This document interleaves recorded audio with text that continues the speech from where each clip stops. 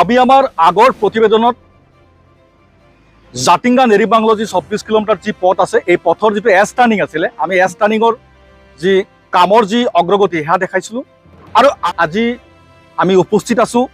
জাতিংগাৰ পৰা হাৰাংগাজাও যি 25 কিলোমিটাৰ দৈৰ্ঘ্যৰ যিটো চাইলেণ্ট যিটো ৰাষ্ট্ৰীয় ঘাইপথ নিৰ্মাণ কাম চলি আছে এই জাতিংগা আৰু হাৰাংগাজাওৰ মাজমজিয়া ঠাইত আমি উপস্থিত আছোঁ আৰু আজি আমি যেতিয়া জাতিংগাৰ পৰা যেতিয়া হাৰাংগাজাও অভিমুখে যাত্ৰা কৰিছিলোঁ তেতিয়া আমি যিটো পথৰ যিটো দৃশ্য দেখিছোঁ এই পথৰ দৃশ্য অতিকৈ শোচনীয় আচলতে পথ নিৰ্মাণৰ যিটো নতুনকৈ যিটো চাইলেণ্ট যিটো নিৰ্মাণ কাম হ'ব এই নিৰ্মাণ কাম চলি আছে ঠিকেই আছে কিন্তু ইয়াৰ লগে লগে যিটো বৰ্তমান যিটো পথ আছে যি পথেৰে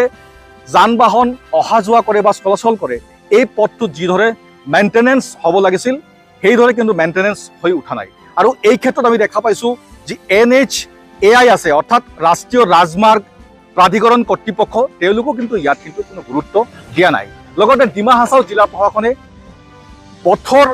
মেৰামতিৰ ক্ষেত্ৰত কৰ্তৃপক্ষক যিদৰে হেঁচা দিব লাগিছিল তেওঁলোকে কিন্তু কোনো ধৰণে হেঁচা দিয়া পৰিলক্ষিত হোৱা নাই আৰু যাৰ বাবে সাধাৰণ ৰাইজ জমৰ যন্ত্ৰণা ভোগ কৰিবলগীয়া হৈছে উল্লেখনীয় বিষয়টো হ'ল যে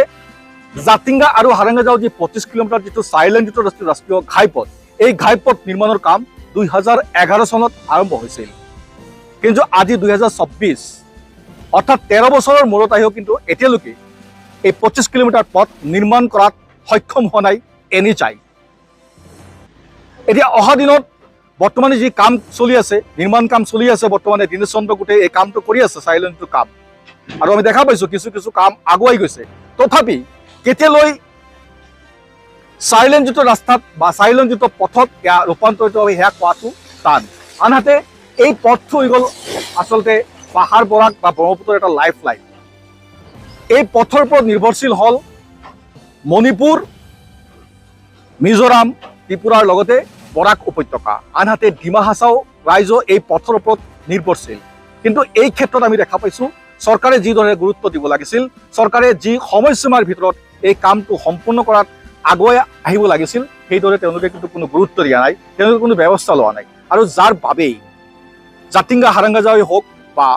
ডিমা হাছাও জিলাৰ যিটো চাইলেণ্ট যিটো ৰাষ্ট্ৰীয় ঘাইপথ নিৰ্মাণৰ কাম কেতিয়ালৈ সম্পূৰ্ণ হ'ব এয়া কোৱাটো টান আমরা কন্ডিশন রাস্তার কন্ডিশন দেখুন আমরা হাফলং থেকে ইয়ার গাড়ি লইয়া এমন অবস্থা যে গাড়ি লইয়া শিলচর হওয়া যায় না